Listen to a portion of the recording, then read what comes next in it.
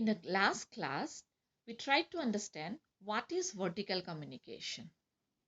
It is the communication that flows systematically between supervisors and subordinates.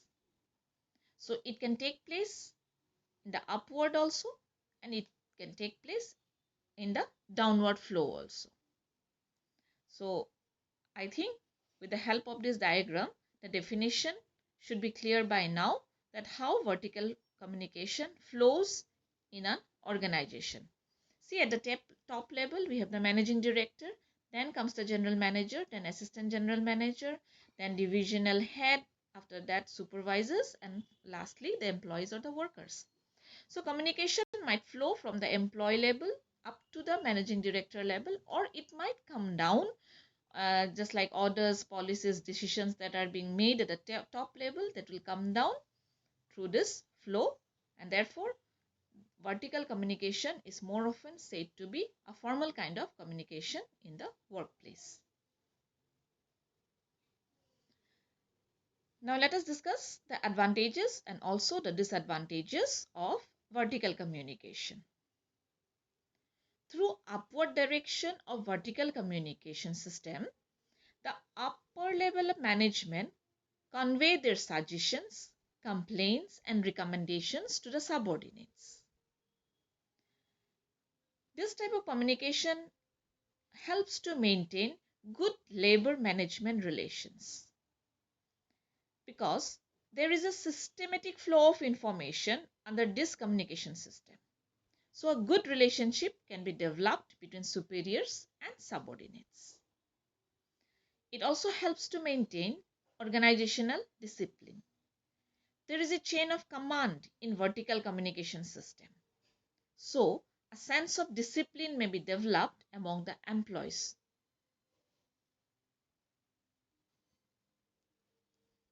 It helps in explaining policies and plan. Through vertical communication system, upper level management can send the policies and procedures to the subordinates. It also plays a major role in effective decision making. Superiors needed various information to take decision making in the organization. And with the help of vertical communications, superiors collect information from subordinate. It also helps in decentralizations. Duties and responsibilities can be delegated among departments through vertical communication. Under this communication system, superior and subordinates exchange message directly. So there is no chance to bypassing. It maintains chain of command. Proper chain of command is easily maintained through vertical communication system. It also facilitates job assignment and job evaluation of the employees. It increases efficiency because necessary instructions are sent to the subordinates and they perform their duties and responsibilities accordingly. And as a result, this helps to increase efficiency in both superior and subordinate levels. So we have seen that there are many advantages of vertical communications. But of course, there are some disadvantages too. Let us discuss.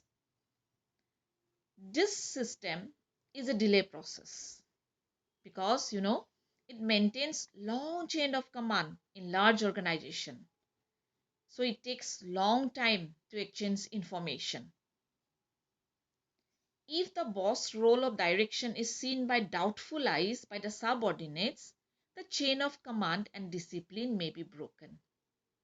So that is another disadvantage. Then it might also decrease the efficiency level because generally, downward direction of vertical communication is commanding in nature. And this might demotivate the workers, which would reduce their efficiency. This communication system also reduces relationships between superiors and subordinates. So these are some of the disadvantages of vertical communication. So you see, we have learned what is horizontal communication and we have also seen what is vertical communication. So with the help of this comparison chart, I would like to make this more clear. So horizontal communication is when information flows between persons holding the same position, and on the other hand, vertical communication is communication system that flows between superiors and subordinates, that is up and down. Horizontal is informal in nature, vertical is formal in nature. Communication in horizontal takes place more through the oral media, and on the other hand, in vertical communication, it is mostly done through written media.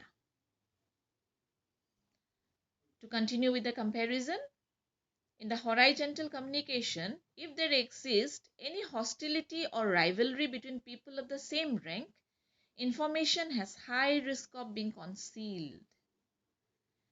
Then, information shared through horizontal communication channel is intended to solve a problem, encourage collaboration and coordination of tasks, resolving conflict and resolve conflict. On the other hand, in vertical communication, movement of information is so slow that it can be stalled and it will take long time to reach the junior staff. An information shared to vertical communication channel is intended to explain an organization mission or strategy, address complaints, give new set of employee regulations, explaining the organization vision, invite suggestion, promote teamwork. So these are some of the good points of vertical communication. So I believe that you all have learned the differences between horizontal and vertical communication.